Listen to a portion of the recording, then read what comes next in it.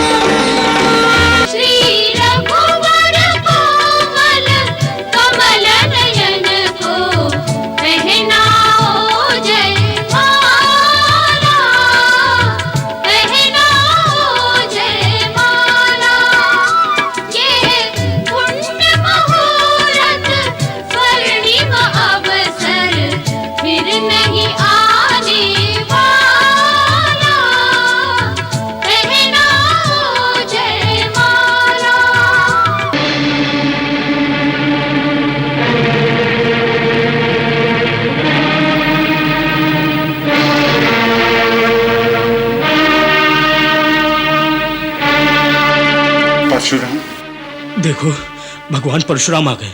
बहुत क्रोध में लगते हैं। क्या वो फिर क्षत्रियों का वध करेंगे? नहीं नहीं, उन्होंने इंद्र को वचन दिया है कि वो अब कभी भी क्षत्रियों पर शस्त्र नहीं उठाएंगे। विप्रवंश की अस्प्रभुताई अभय हो ही जो तुम्हें डराई।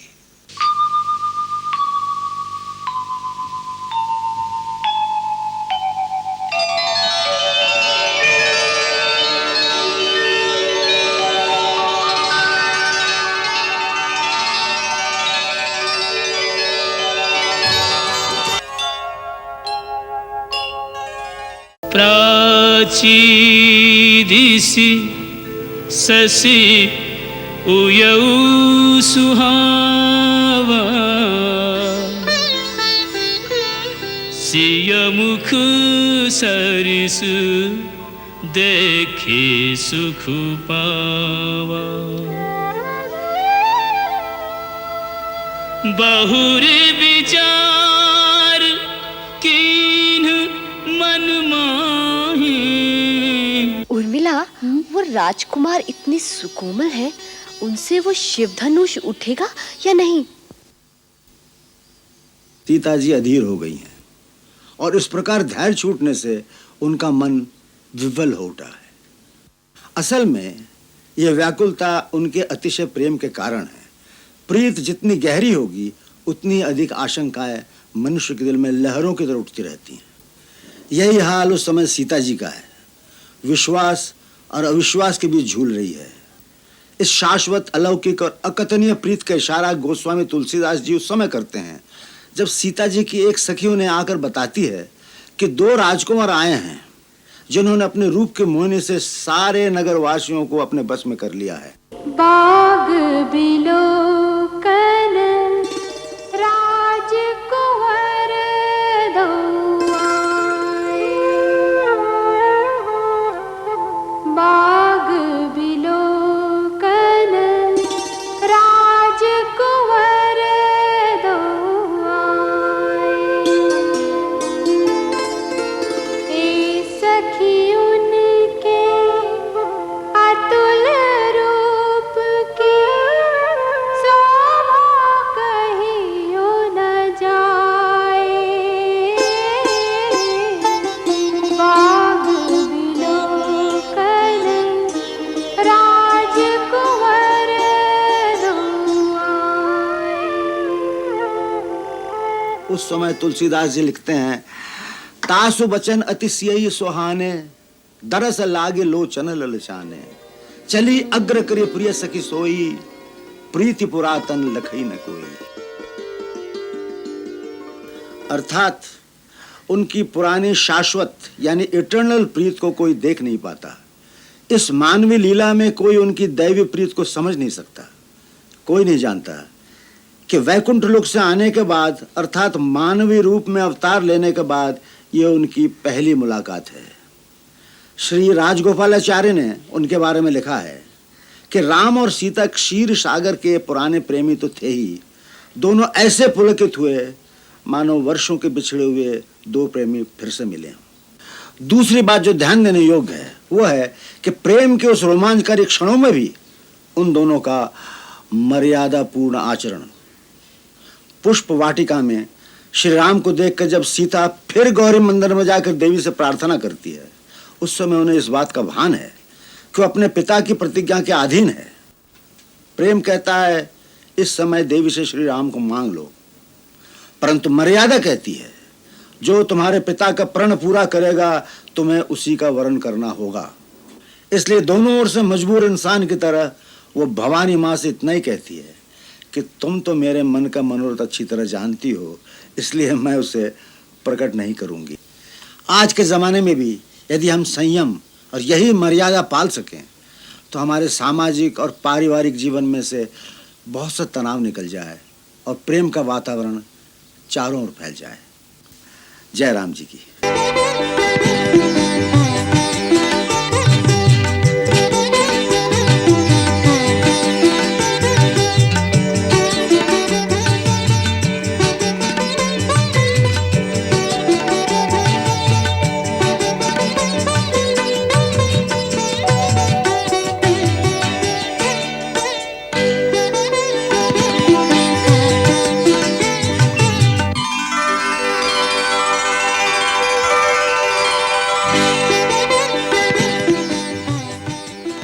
भैया क्या सोच रहे हैं?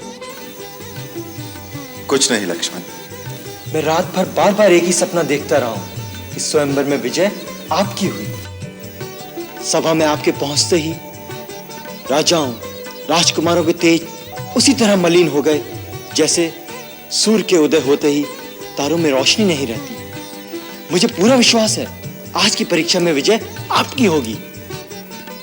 लक्ष्मण, परीक्षा के समय उत्तेजित नहीं होना चाहिए, केवल अपने कर्म पर ध्यान रखना चाहिए।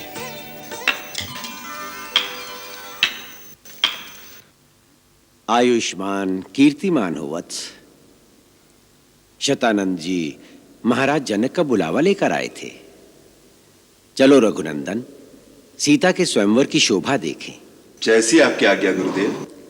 देखते हैं आज विधाता किस भाग्यशाली के गले में जयमाला डालते। जिस पर आपकी कृपा हो गुरुदेव, जय उसी की होगी, यश उसी को मिलेगा।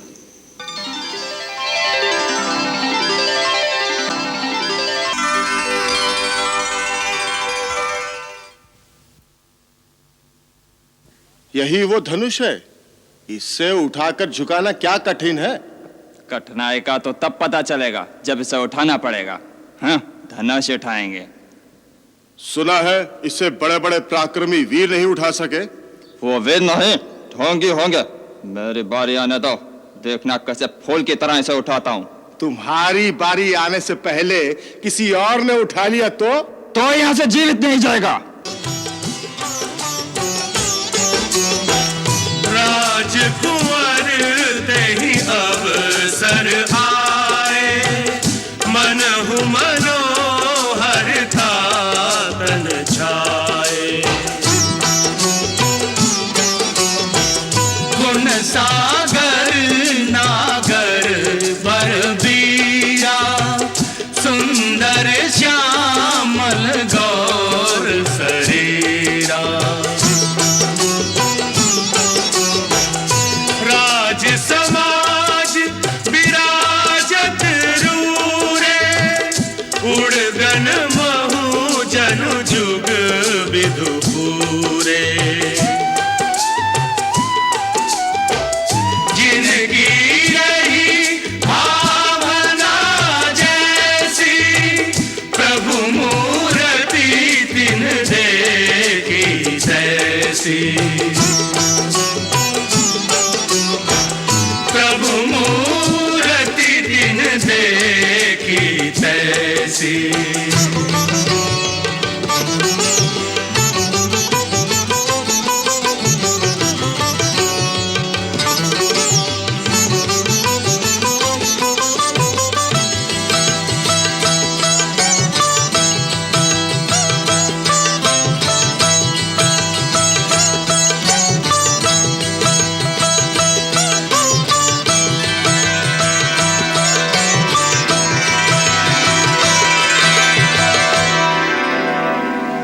विशेष अतिथि लगते हैं।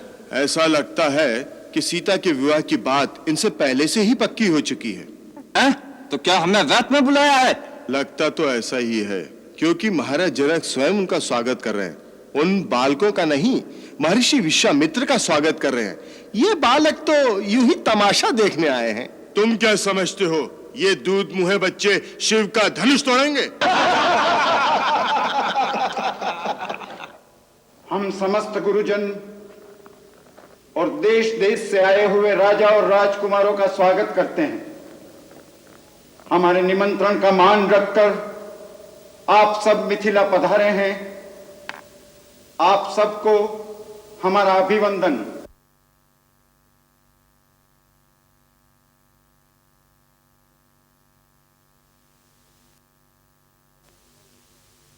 महाराज, अब राजकुमारी सीता को सभा में बुलाना चाहिए।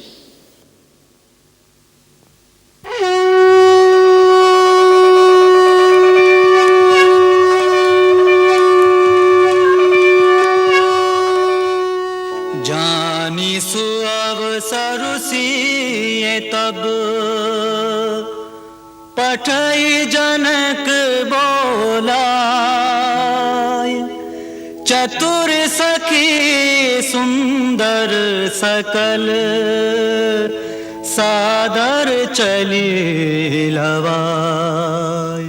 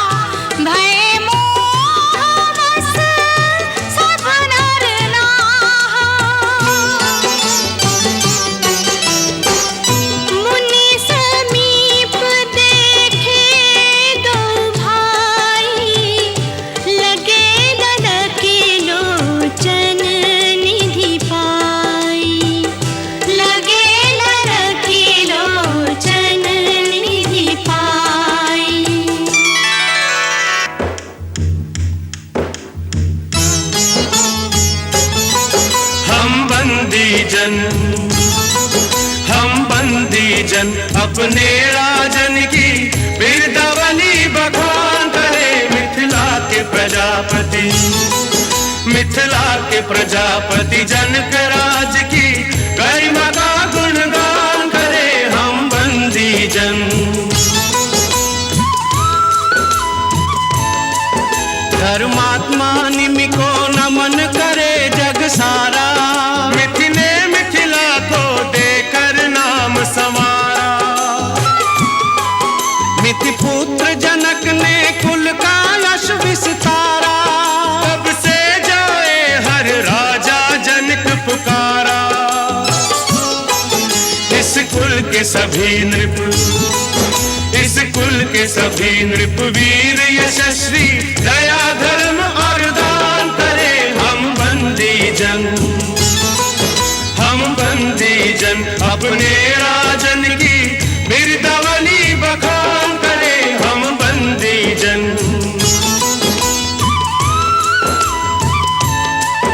महाराज महारोमा की महिमा न्यारी। सुत उनके स्वर्ण रोमा सुंदर सुखकारी। महाराज रश्वलोमा के हम आभारी। मिले जिनसे हमें विदेह जनक उपकारी। मिथिलावासी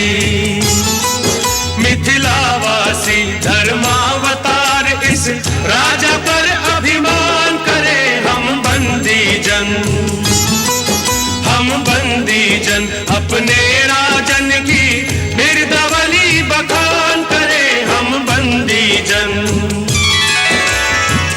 कहे नृपुजाई कहु पन मोरा, चले भाट हिया हर शुन घोरा।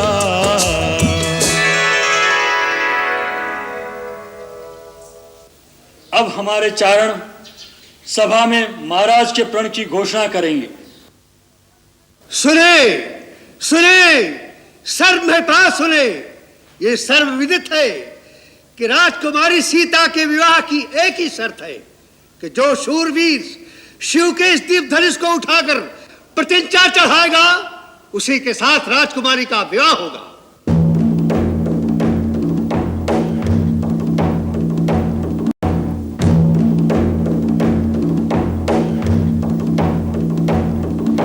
सुनहु सकल महिपाल, नृप भुज बलु बिदु शिव धनु राव, गरुव कठोर विदित सब काहू। रावण बानु महाभट भारे, देखी सरासन गवहि सिधारे। सोई पुरारी को दंड कठोरा, राज समाज आजु जोई तोरा। त्रिभुवन जय समेत वैदेही, बिनहि विचार परहि हटि तेहि। अब यह स्वयंवर का कार्य आरंभ किया जाता है। अपनी अपनी वीरता और पराक्रम दिखाने के लिए हम सबको आमंत्रित करते हैं।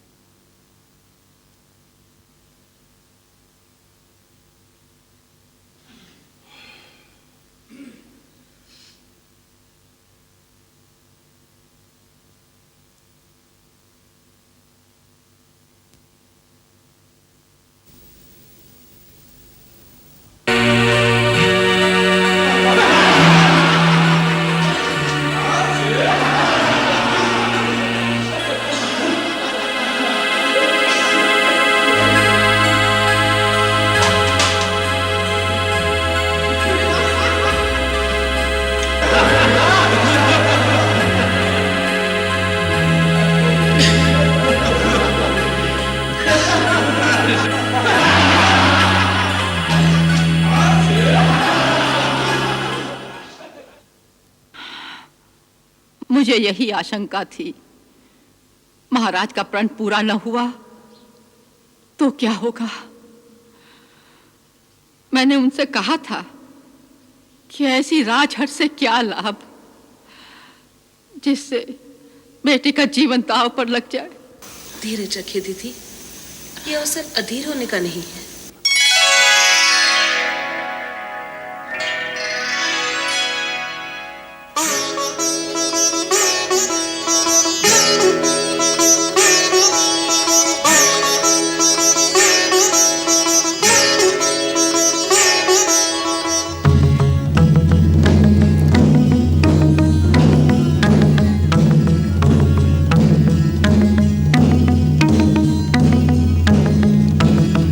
की ताक तक शिव धनु धरही, उठई न कोटि भांति बलु करही। जिनके कछु विचार मन माही, चाप समीप महीपन जाही। तमकी धरही धनु मूढ़ नृप, उठई न चलहि लजाई। मनहु पाई भट बाहुबल, अधिक अधिक गरुआई। डगई न शंभु सरासनु कैसे, कामी बचन सती मनु जैसे।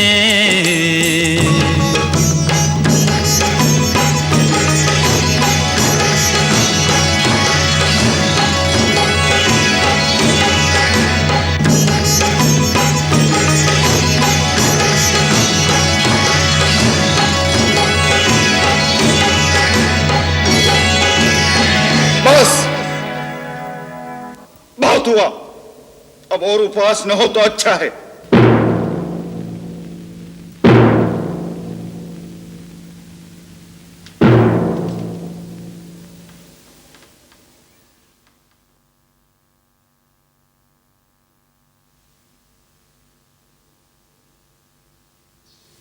देश देश और द्वीप द्वीप के बड़े बड़े राजा और राजकुमार मेरा प्रण सुनकर इस स्वयंवर में आए हैं।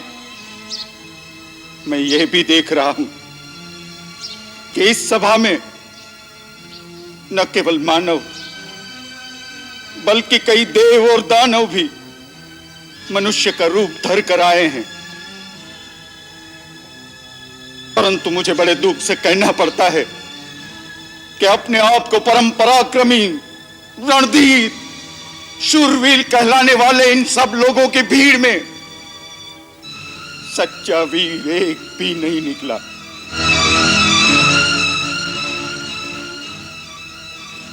सीता जैसी दिव्य पत्नी, महान यश, अनुपम कीर्ति एक साथ पाने के लिए मैंने केवल बल और पराक्रम का शुल्क रखा था, परंतु इन शूरवीरों में से किसी ने भी उस मूल्य को चुकाने की क्षमता नहीं दिखाई। अरे शिव धनुष को झुकाने या चांप चढ़ाने की बात तो दूर, कोई उसे हिला भी नहीं सका। अगर मुझे यह पता होता तो मैं ऐसा प्रण ठान कर अपनी जग हंसाई न कराता। आज मेरे दुख, मेरी निराशा का कोई पारावार नहीं। अगर मैं ये प्रतिज्ञा तोड़ दूं तो कुल का कलंक कहलाऊं, पूर्वजों के सुकृत नष्ट करूं और मैं अपना प्राण रखूं तो मेरी पुत्री आजन्म कुंवारी रहेगी। उसका जीवन विफल करने का पाप मेरे सिर चढ़ेगा। आज निराशा के अथाग सागर में डूबते हुए मुझे चारों ओर केवल कापुरुष ही कापुरुष दिखाई दे रहे हैं। लज्जा के झुके हुए इनके चेहरे मुझे एक ही बात कह रहे हैं, जनक, लज्जा के मारे डूब मरो, क्योंकि आज ये धरती वीरों से खाली हो गई।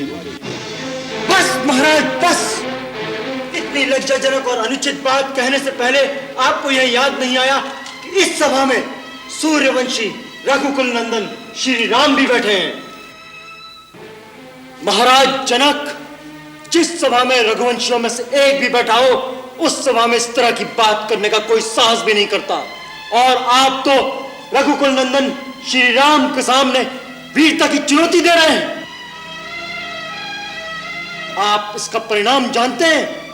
मुझे मेरे भैया के चरणों की सौगंध, अगर मेरे गुरु मुझे आज्ञा दें तो ये पुराना जीर्ण धनुष क्या चीज है। मैं पूरे ब्रह्मांड को गेंद की तरह उछालकर इस तरह पटकूं कि इसके टुकड़े टुकड़े हो जाएं। लक्ष्मण, मुझे क्षमा कीजिए भैया, मुझसे आपका अपमान नहीं सहा गया। मुझे आज्ञा दीजिए, मैं महाराज जनक के अपमानजनक शब्दों का समुचित उत्तर दे सकूं। शांत शांत हो वत्स, अपने आसन पर विराजो।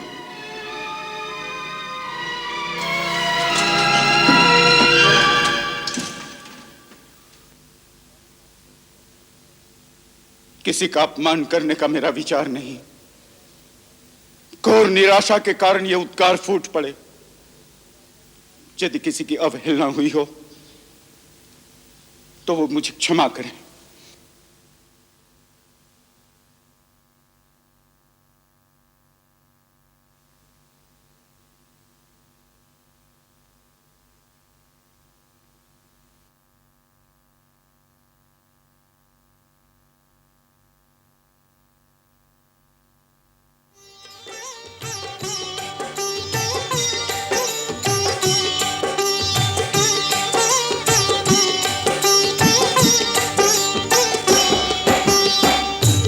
विश्वामित्र समय शुभ जानी, बोले अति स्नेह मैं बानी। उठहु राम भंजहु भव चापा, मेटहु तात जनक परितापा। सुनि गुरु वचन चरण सिर नावा, हर्ष विषाद न कछुर आवा। सहज ही चले सकल जग स्वामी, मन मंजुवर कुंजर गामी।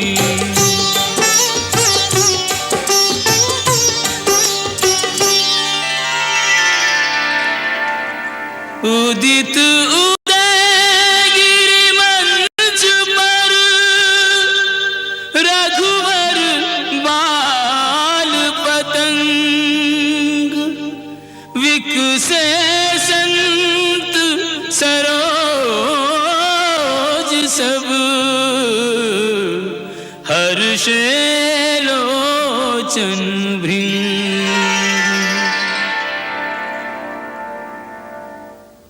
लो, अब ये भी अपना पराक्रम दिखाएंगे। अच्छा, अब चिड़िया पहाड़ उठाने को चली है।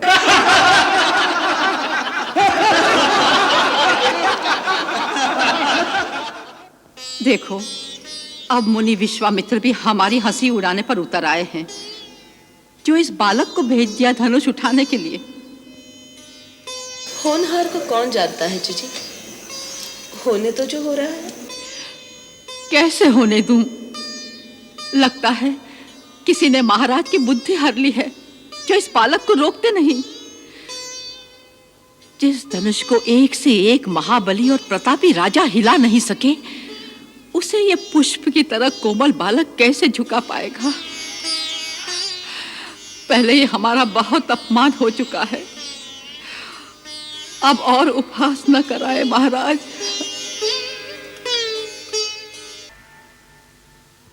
तब राम ही बिलो की बेदेही, सभय हृदय बिनवती जेहि तेहि।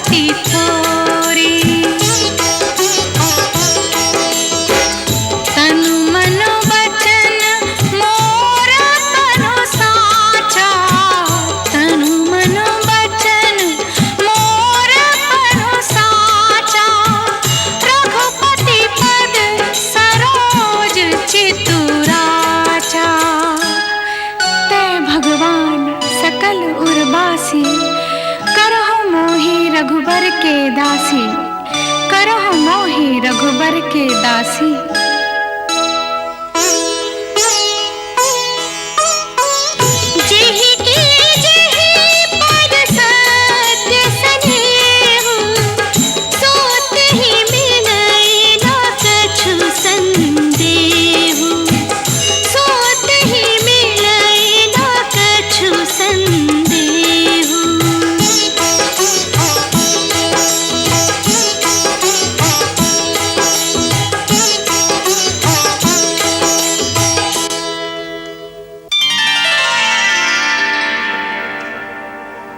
राम बिलोके लोग सब चित्र लिखे से देखी, चित इसी कृपायतन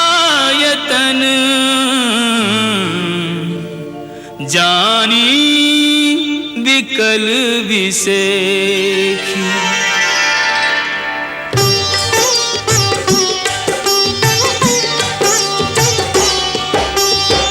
त्रसित बारी बिनु जो तनु त्यागा, मुए करई का सुधा तड़ागा।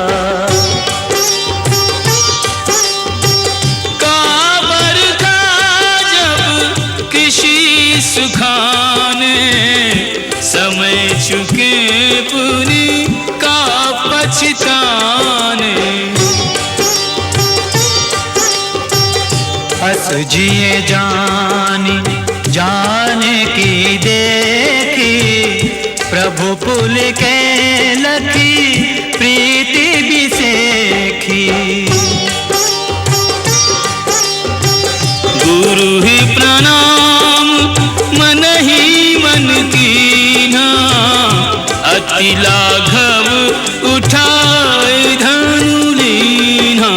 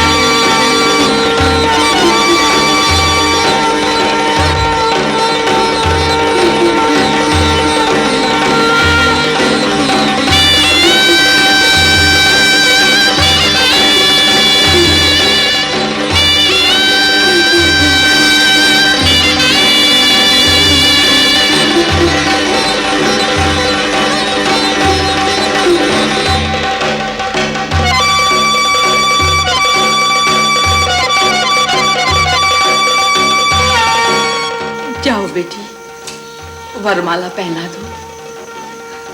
जाओ बेटी, जाओ।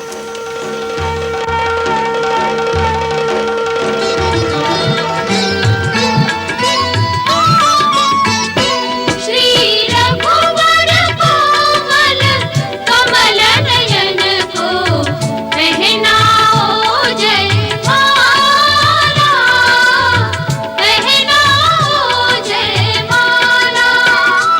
ये पुण्य मुहूर्त स्वर्णिम अवसर फिर नहीं आने वाला, पहनाओ जयमाला।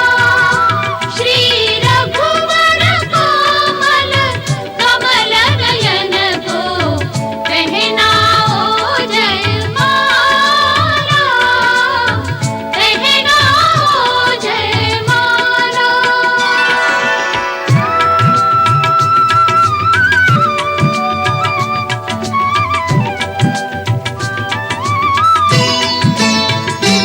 दो चारु चरण चलते चलते,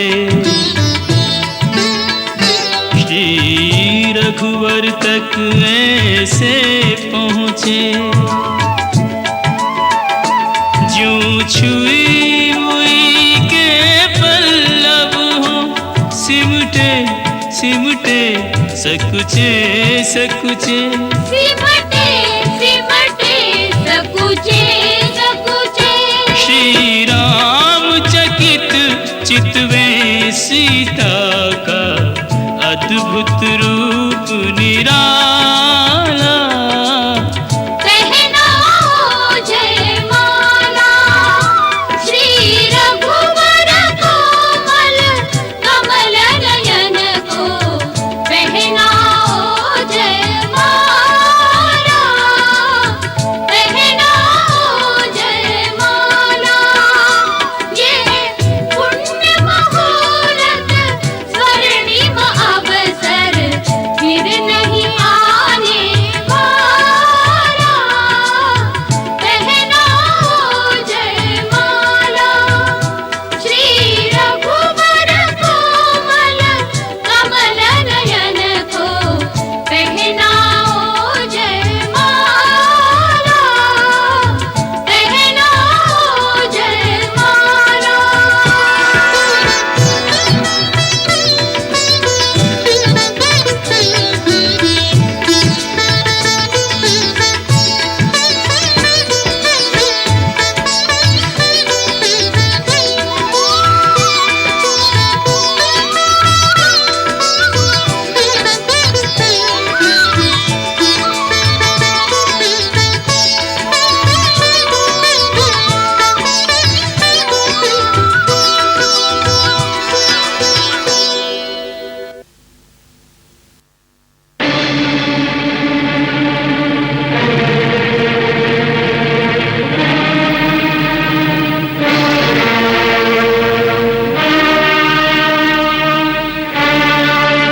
परशुराम, देखो भगवान परशुराम आ गए। बहुत क्रोध में लगते हैं। क्या वो फिर क्षत्रियों का वध करेंगे? नहीं नहीं, उन्होंने इंद्र को वचन दिया है कि वो अब कभी भी क्षत्रियों पर शस्त्र नहीं उठाएंगे। चलो उनको नमस्कार करें, नहीं तो वो नाराज हो जाएंगे। चल। मैं उग्रसेन का बेटा चित्रसेन भगवान परशुराम को प्रणाम करता हूं। मैं राजा बुद्धसेन आपको प्रणाम करता हूं। मैं राजा देवदत्त का पुत्र सोमदत्त आपके चरणों में प्रणाम करता हूं।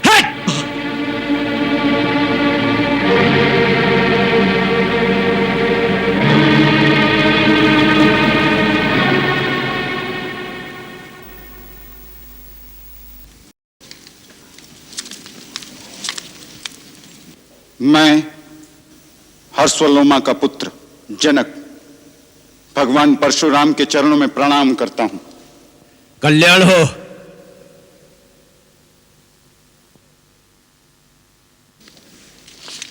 ये है मेरी पुत्री सीता, आपका आशीर्वाद चाहती है। सौभाग्यवती भव।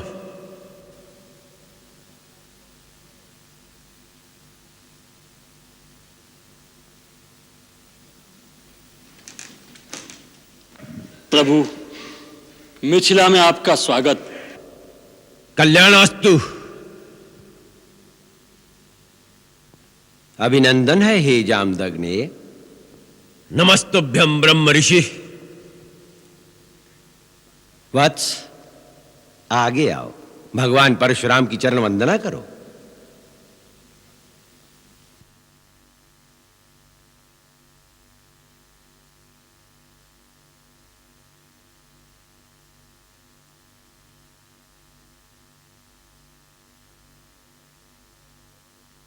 अपना परिचय नहीं दिया तुम दोनों ने। आप तो स्वयं भगवान कहलाते हैं और भगवान को अपने हर भक्त की पहचान होती है। यही सोचकर कि आप अपने इस दास को तो जानते ही होंगे, परिचय देना आवश्यक नहीं समझा। ये अयोध्या नरेश दशरथ के सुपुत्र राम और लक्ष्मण हैं। आप बड़े शुभ अवसर पर पधारे हैं भगवान। आइए, आसन ग्रहण कीजिए। इन मीठे स्वागत वचनों से तुम हमें बहला नहीं सकते मूढ़ जनक। हम महेंद्र पर्वत पर तपस्या कर रहे थे कि शिव धनुष के टूटने की घोर ध्वनि का स्वर सुनाई दिया। हम ये जानने आए हैं कि हमारे आराध्य भगवान शिव के धनुष को तोड़ने का दुस्साहस किसने किया है? बोलता क्यों नहीं मूर्ख? बता बता, किसकी मृत्यु हमें यहां लेकर आई है? जल्दी बता, नहीं तो जहां तक तेरा राज्य है वहां तक की पृथ्वी को हम उलट पलट करके रख देंगे। तेरा सारा राज्य नष्ट कर देंगे, नष्ट कर देंगे। प्रभु, शिव के धनुष को तोड़ दे, ऐसा साहस तो कोई आपका दास ही कर सकता है। उसके लिए क्या आज्ञा है, आप मुझसे कहिए। सेवक वो होता है जो सेवा करे, जो शत्रुता करे उसे शत्रु समझकर उसे दंड ही देना चाहिए। जिसने ये शिव धनुष तोड़ा है वो सहस्र बाहु की तरह मेरा शत्रु है। सावधान जनक, विश्वामित्र, यहां एकत्रित राजागण और इस सारी सभा को मैं सावधान करता हूं कि जहां भी वो अपराधी छिपा हो उसे बाहर निकालकर खड़ा कर दिया जाए, अन्यथा हम उस शिवद्रोही को मृत्यु दंड देंगे। ये समझ लो कि तुम में से एक के भी प्राण नहीं बचेंगे। एक धनुष टूट गया तो उसमें इतना क्रोध करने की क्या बात है? हमने तो बचपन में कई धनुइयां तोड़ डाली, उस समय तो किसी ने क्रोध नहीं किया था। राजा के छोकरे, तनिक होश में बात कर। विश्व भर में सम्मानित महाशिव धनुष को बच्चों की धनुरियों के बराबर समझता है। ये वो धनुष है जिससे शंकर ने त्रिपुरारी का वध किया था। ब्राह्मण देवता, आपको धनुष और धनुष में फर्क दिखता होगा। हम तो क्षत्रिय हैं, धनुष बाण से खेलना हमारा नित्य कर्म है। हमारे लिए तो सब धनुष एक समान है। ढिठाई की भी हद होती है।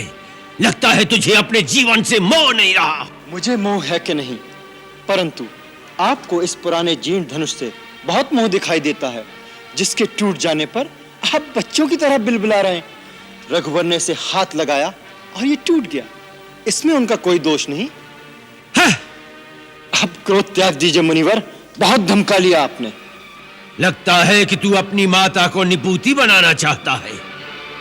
मैंने तो तुझे बालक समझकर अब तक जीवित छोड़ रखा था, और मैं आपको एक ब्राह्मण समझकर आपके ऊपर हाथ नहीं उठाना चाहता। हमारे कुल में ब्राह्मणों का वध नहीं किया जाता, उनकी रक्षा की जाती है। शठ अशिष्ट निरंकुश बालक, कदाचित तूने मुझे केवल एक वेद पाठी ब्राह्मण समझ रखा है। तू नहीं जानता कि मैं क्षत्रिय कुल नाशक, बाल ब्रह्मचारी, अति क्रोधी वह परशुराम हूं जिसने कई बार इस पृथ्वी को क्षत्रियों से विहीन कर दिया। क्षत्रिय राजाओं का सकल नाश करके यह पृथ्वी बार बार ब्राह्मणों को दान कर दी है।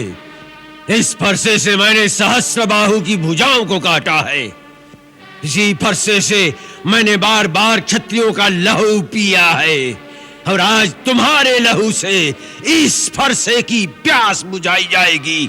आप बार बार मुझे डरा रहे हैं तो ऐसा लगता है जैसे एक बालक फूंक मारकर पर्वत उड़ाने की चेष्टा कर रहा हो। ब्राह्मण देवता जो वीर होते हैं वो अधिक बातें नहीं करते, वार करते हैं।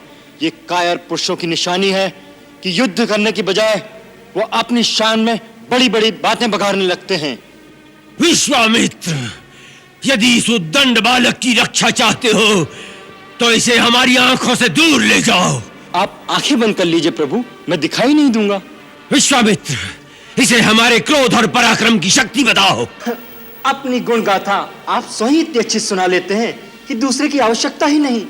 अभी तक अपनी महान गाथा गाते गाते दिन नहीं भरा हो तो सुना लीजिए कि किस तरह आपने एक कर्तव्यवीर कुमार के दोष पर क्रोध में आकर लाखों निर्दोष क्षत्रियों को संहार कर दिया। पिता का ऋण कैसे चुकाया, माता का गला इस फरसे से कैसे काट दिया। सुनाइए सुनाइए अपने महान कार्यों की पूर्ण कथा। बस बहुत हो गया, अब कोई मुझे दोष न देना। ये बालक अब निश्चय ही मरणहार है। आश्चर्य है कि मेरे कुठार के सामने आकर भी अब तक जीवित कैसे रहा ये। मुझे भी आश्चर्य है कि मेरे देवतुल भैया को मृत्युदंड देने की बात कोई मेरे सामने करे और वह मेरे बाणों से अब तक बचा रहे। लक्ष्मण,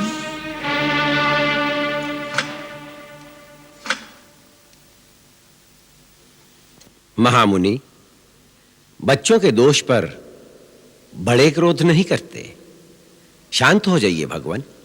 तुम चुप रहो कौशिक नंदन। आपको क्रोध शोभा नहीं देता भगवान। यदि बालक कोई चपलता दिखाता है तो गुरु माता पिता उसका आनंद लेते हैं, रोष नहीं करते।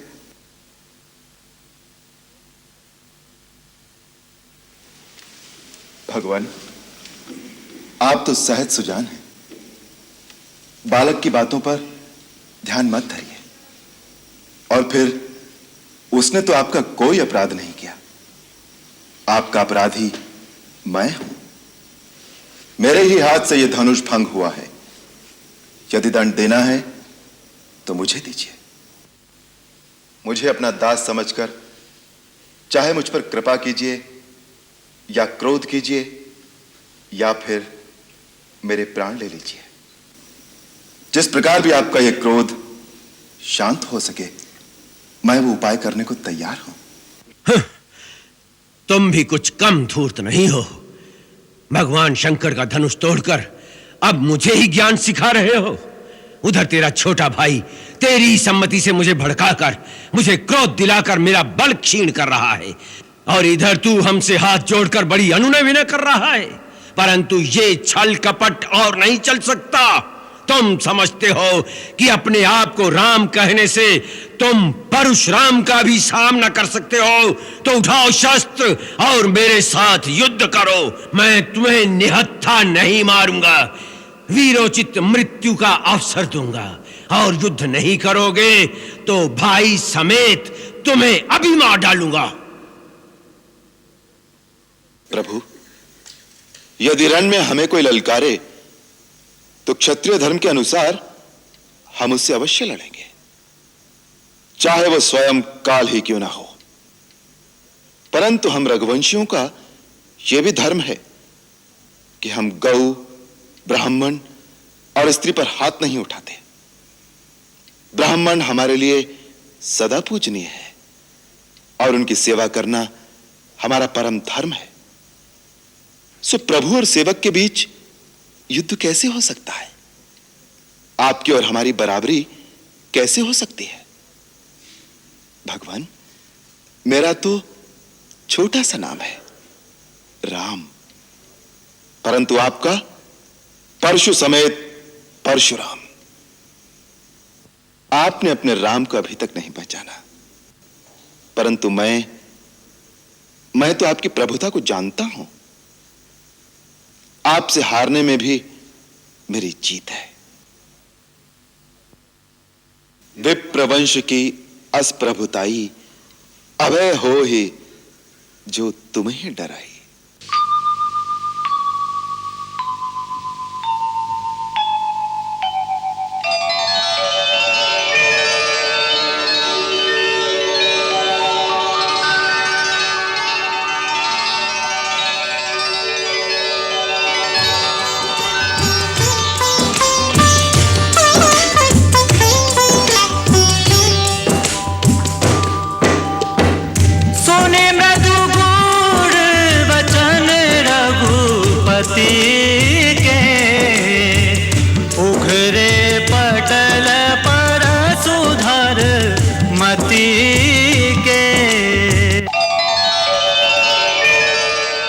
राम, ये धनुष है। ये धनुष विष्णु ने मेरे पितामह महर्षि ऋचिक के पास धरोहर रूप में रखा था। यदि विष्णु के इस धनुष पर तुम वान का संघान कर सको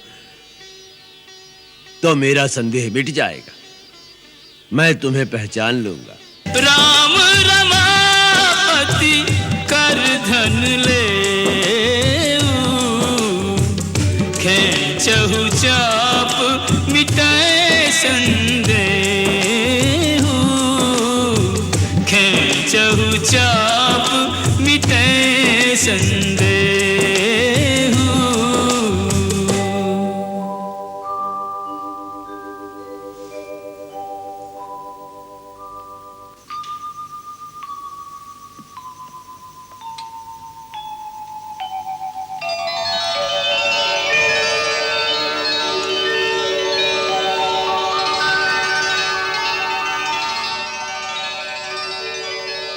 रघुनंदन, आप जानते हैं कि यह दिव्य वैष्णव बाण कभी खाली नहीं जाता, परंतु एक तो आप ब्राह्मण हैं और दूसरे गुरु विश्वामित्र की बहन के पौत्र हैं, इसलिए मैं यह अमोघ बाण आप पर नहीं छोड़ सकता।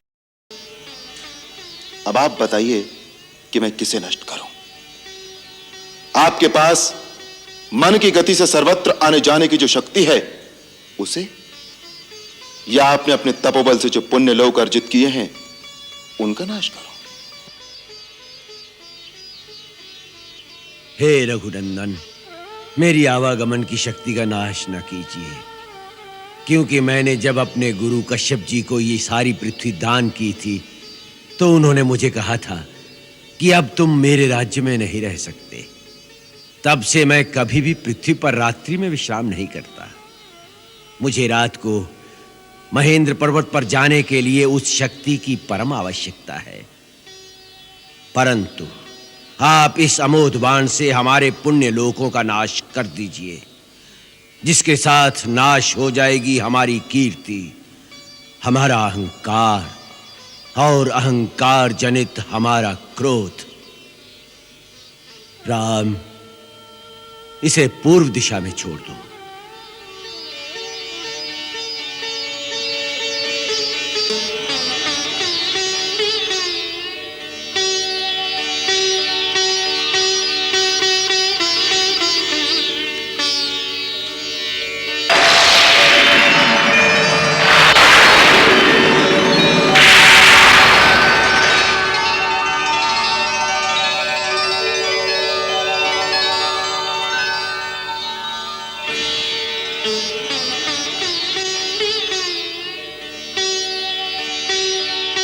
जय रघुकुल तिलक,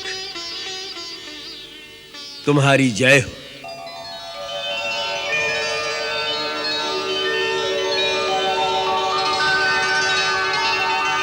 जनक, तुम्हारे कई जन्मों के पुण्य से श्री राम तुम्हारे धाम में आए हैं, और राम का यह संयोग स्वयं ब्रह्मा ने भगवान शिव जी के आशीर्वाद से ही निश्चित किया है। धूमधाम से ये विवाह रचाओ, इसी में आपका कल्याण है।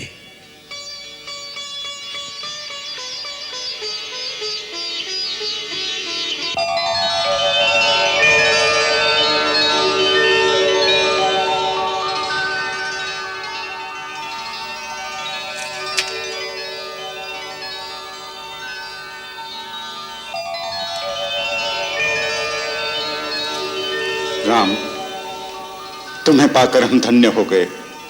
मुझे अपना पुत्र समझकर मुझ पर अपना स्नेह बनाए रखिएगा, मेरी भूल चूक को क्षमा करते रहिएगा। तुम्हारा सदा कल्याण हो बेटा। ब्रह्मर्षि, तुम्हारे प्रसाद से श्री राम ने धनुष भंग करके मेरा प्रण पूरा करके मुझे कृतार्थ कर दिया। अब आप जो उचित समझे सो आज्ञा दीजिए। मिथिला नरेश, ये विवाह तो धनुष के अधीन था, सो उसके टूटते ही विवाह तो हो गया। तथापि तुम अपने कुल की रीति के अनुसार अपने कुल के बड़े बूढ़ों और गुरुजनों से पूछकर ही सारा काम करो, और अयोध्या में दूत भेजकर महाराज दशरथ को कहो कि वो बारात सजाकर जनकपुरी पहुंचे। जो आज्ञा।